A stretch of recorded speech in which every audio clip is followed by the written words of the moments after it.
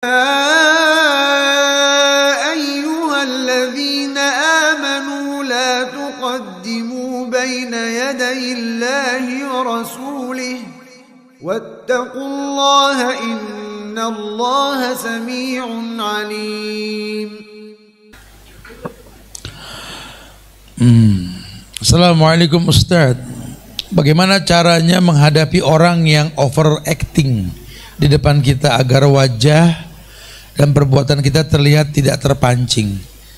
Ya gimana muka-muka ibu, saya pikirnya. Ya gini sih Bu ya, sebenarnya kita kalau bergaul sama orang, yang mesti kita pikirkan manfaat kita apa buat dia.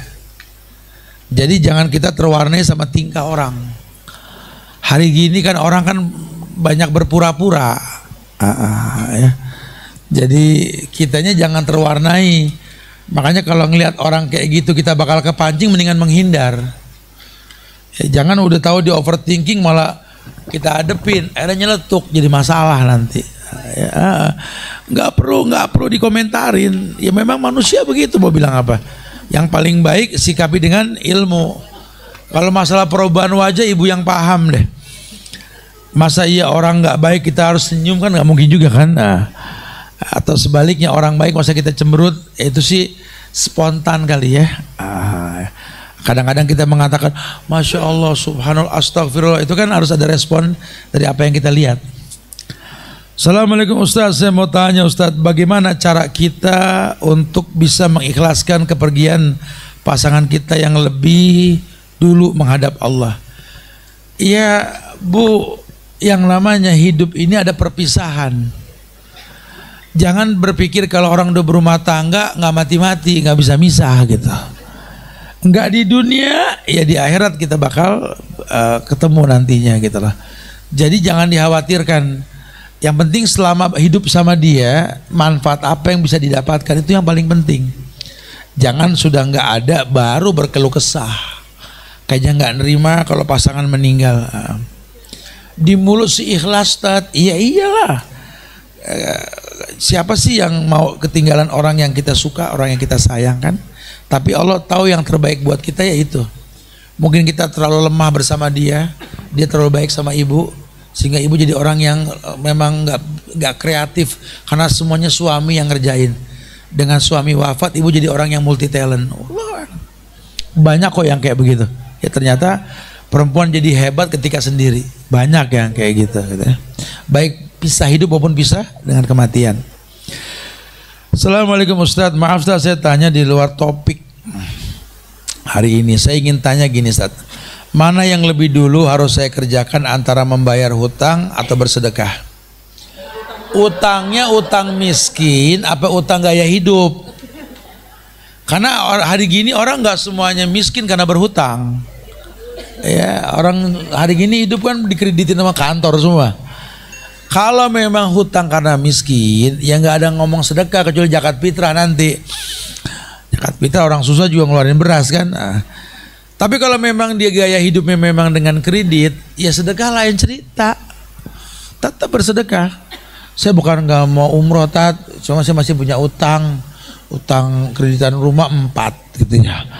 Mobil Hammer, Innova, Velfire, wah. Hari gini orang juga punya utang ya, tapi bukan begitu utang yang dimaksud gitu lah. Ya jadi, tapi kalau utangnya karena miskin, ya jangan mikir sedekah. Mendingan sedekah buat diri sendiri dulu baru yang lain ya. Assalamualaikum Ustadz, izin tanya. Saya pernah lagi sholat mendengarkan imam yang bacaannya bagus dan tartil. Apakah saya berdosa dalam hati berkeinginan coba suami saya seperti itu? Ya apa sih? Ya kalau dalam hati mah boleh, asal nggak diucap depan lakinya kan gitu. Atau Pak, tadi saya dengar ada imam baca Quran enak banget, suaranya tartil. Abang tuh suaranya enak bedal bang, kenapa sih nggak belajar? Boleh gitu, boleh. Terus kalau udah belajar ngapa? Imamin saya bang. Benar, iya. Tapi kan orang laki kan sholatnya di masjid, bukan di rumah. Ya imamin aja, dah lu rebah gue imamin sini. Sholat mayit tuh itu mah. Sholat mayit serem juga ya. Ya nggak apa-apa, di ngomongin baik-baik. Karena kan ibu tuh pakaian buat dia. Aku lihat orang pakai baju bagus deh, coba kamu pakai deh. Tuh kan bagus kan? Karena boleh begitu boleh. Orang tuh masya Allah. Daripada bapak karaokean, dangdutan, cengkok, cakep cuma buat dangdutan mau ngapain? Mendingan belajar kol-kolah. Boleh gak? Boleh, gak apa-apa. Assalamualaikum Ustaz. Ayah saya sudah meninggal beberapa tahun yang lalu. Selama hidup beliau tidak pernah sholat. Kita sebagai anak sudah mengajak tapi beliau tidak mau. Benarkah ayah saya tergolong murtad? Wallahu a'lam. Kalau dia berilmu tentang sholat, dia nggak sholat, murtad. Tapi kalau dia nggak berilmu dalam masalah ini, berkhilaf ulama tentang masalah itu. Ya. Tapi kalau memang dia sholat, kadang sholat nggak, munafik. Ini mesti diperjelas dulu. Ya, jangan sampai kita gampang mengkafirkan orang lain. Selama ini saya selalu berinfak sedekah atas nama ayah saya. Pertanyaan ini pernah ditanya sama saya Soleh Fauzan. Saya hanya menekankan, mantan suamimu sholat, kadang sholat kadang enggak. Berilmukah tentang sholat? Enggak. Dia pernah belajar enggak? Enggak. Terus dia sengaja enggak, maka enggak ada sedekah buat dia. Ada babnya sendiri gitu ya. Jadi ulama juga pengen mendetailkan, takutnya dia enggak paham. Ya Allah, dikasih surat panjang mata ya.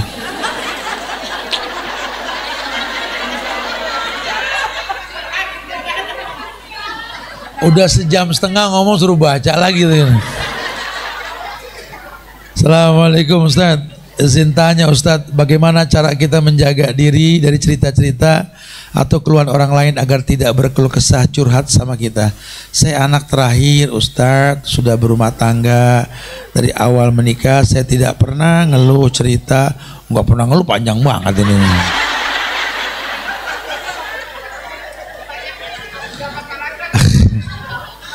Intinya sih sebenarnya pertanyaan ini dia pengen berusaha untuk menjaga diri supaya nggak memancing orang berkeluh kesah gitu ya. Ya apa ya, ketemu orang itu dengan tujuan yang jelas. Keluh kesah itu biasanya karena obrolan yang nggak jelas. Orang punya aktivitas, Allah kasih bocoran, siang itu untuk kehidupan. Siang jangan banyak bengong kerja, nggak banyak curhat dah. Kalau siang banyak bengong, akhirnya punya ide, pengen ngobrol panjang lebar, ngerahul kemana-mana yang nggak penting. Akhirnya obrolannya nggak pas. Malam kalau udah siang capek, yang ada tuh waja'alna lailan libasan, kita istirahat. Insya Allah saya perhatiin banget, saya pribadi nih ya, karena banyak ngajar, banyak ketemu orang gitu ya, udah nggak sempet curhat. Ya bukan nggak punya masalah, punya, cuman udahlah. Nanti juga hilang dengan waktu gitu loh. Atau kita berkeluh kesah juga, hari ini lewat, udah Jumat lagi nih nggak berasa waktu kan. Nah, baru kemarin Jumat gitu loh. Terus malam juga kita mau ngomong sama orang, tidur. Sampai orang rumah bilang, kenapa sih nggak ada keluh kesah sih bang? Udah nggak sempet udah. Emang udah nggak sempet. Sayang aja waktu cuma buat berkeluh kesah. Makanya saya kayak ngeliat kalau ada pasangan yang tuh nangis banget, ya lelet banget. Aduh. Udah kebak duluan dah ya. Isinya cuma nangis, keluh, berantem. Ngapain berumah tangga? Sendiri kuat, berdua jadi lemah. Harusnya kan berdua makin kuat, makin jelas mau kemana nih rumah tangga. Ini orang nggak sendiri, masing-masing kuat, berdua jadi lemah. Itu masalah. Jangan, hidup ini sebentar. Sayang kalau cuma berkeluh kesah. Kita cuma transit di rest area di jalan tol. Dunia itu kayak begitu. Di rest area belum sampai tujuan, jangan banyak keluh kesah di rest area. Tujuan masih panjang. Ngobrol baik-baik, mau kemana nih ke depan. Gitu. Assalamualaikum Ustaz. Apakah Allah akan mengabulkan doa seorang ibu yang mendoakan anaknya agar bercerai? Karena mantunya belum juga hamil. Yang gak usah cerai kali bu, kawin aja lagi bu, susah amat bu. Tega amat. Dalam Islam ini dulu Ibrahim bini pertamanya nggak punya anak, dia kawin sama bini kedua, punya anak Ismail. Baru kemudian bini kedua punya anak Ishak gitu kan. Ngapa ibu doain biar bercerai? Ya biarin suruh nikah lagi, alasannya kuat, memang nggak punya anak, nggak apa-apa kan. Memang yang nyuruh kawin lagi siapa? Allah. Ya malah kalau berpisah kesian, sudah nggak punya anak dilepas begitu. Andai dia anak perempuan ibu, coba sekali kita berbalik berpikirnya gitu lah ya. Jelaskan sama mantu, ini saya butuh cucu, dia butuh anak, butuh yang doain ya, ilmiah. Diizinkan nggak dia nikah lagi? Karena ini pun kasus sama dengan Ibrahim alaihissalam yang gini, jelasin. Toh itu pun syariat yang menyuruh ya masya Allah. Bukan malah suruh pisah, doain jangan ya. Kecuali kalau istrinya memang orang yang nggak baik agamanya, sehingga ibu ngelihat anak ibu ini yang laki jadi nggak betul hidupnya, jadi nggak sholat, jadi sering marah-marah. Punya istri yang mungkin punya sifat tadi, annana manana hannana baraka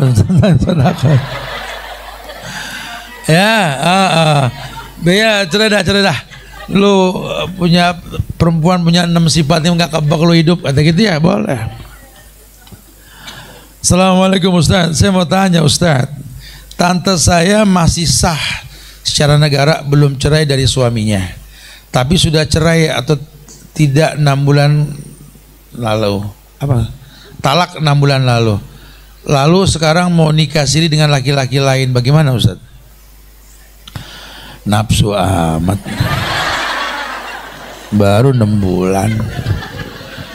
Ya diperjelas dulu, nikahnya resmi, ngapa cerainya diem-diem? Ya kalau nikahnya resmi ya cerainya resmi.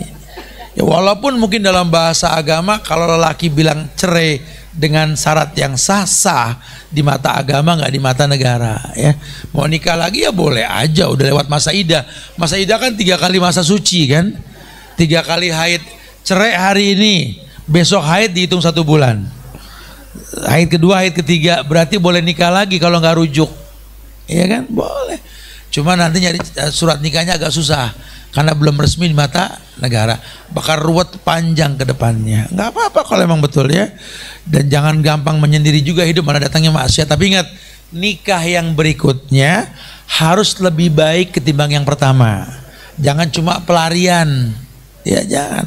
Harus, orang tuh nikah itu nggak mendatangkan kerusakan, nikah mendatangkan kebaikan. Ayolah udahlah, ini umur nih kita udah di ujung waktu nih, ini sudah akhir zaman. Ya berkeluh kesah tuh nggak ada manfaatnya. Yang masih punya sifat buruk buru-buru tobat. Ya bikin suami nyaman, jangan bikin suami nggak nyaman. Ya ibu tuh baju buat suami bu. Fungsi baju apa bu? Ya jelas, yang pertama baju itu mantesin. Baju itu menolak hawa yang nggak baik buat badan dia. Baju itu menutupi aib dan kekurangan. Konsekuensi nikah mesti dipahami.